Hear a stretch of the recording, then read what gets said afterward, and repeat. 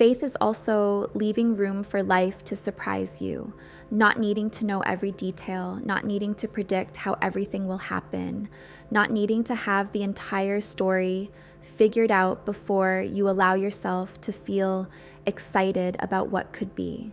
There is something beautiful about reaching a place where you can say, God, I have dreams, I have desires, I know what I would love my life to look like, but I also know that you can see things I cannot.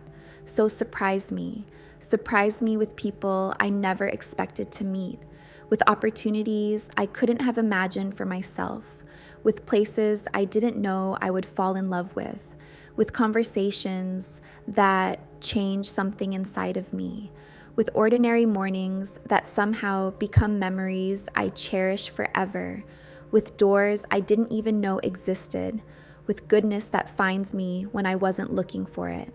I think sometimes we become so attached to the picture we've created in our minds that we forget God is still creating.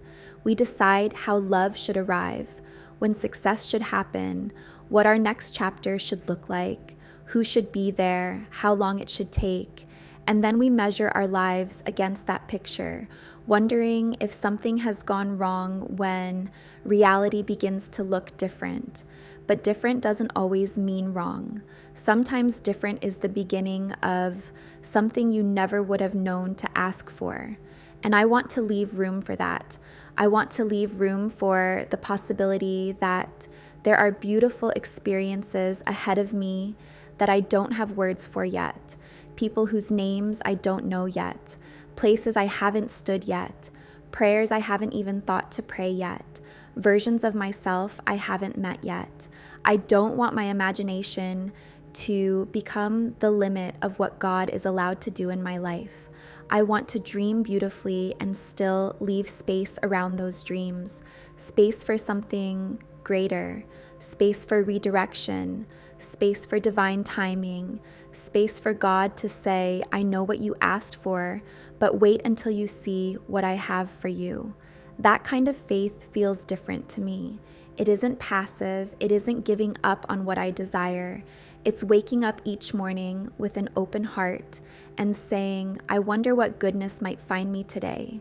It's allowing myself to be present enough to notice when it does, because maybe the most beautiful parts of my story won't happen exactly the way I pictured them. Maybe they'll happen better. Maybe one day I'll find myself standing in a life that looks completely different from an old vision I once held so tightly and realized, oh, this is why. This is why that door didn't open. This is why the timing changed. This is why I had to grow. This is why I couldn't see the entire path from where I was standing. God was writing beyond what I could see. So yes, I will keep dreaming. I will keep praying. I will keep believing in beautiful things. But I will also leave a little room for mystery, a little room for miracles, a little room for the unexpected, because I don't need to know exactly how my story unfolds to believe that there is still so much goodness ahead of me. And perhaps that's one of the most beautiful parts of faith, knowing that God can write a story completely different from the one I planned. And somehow, when I finally live it, I realize it was exactly the story meant for me.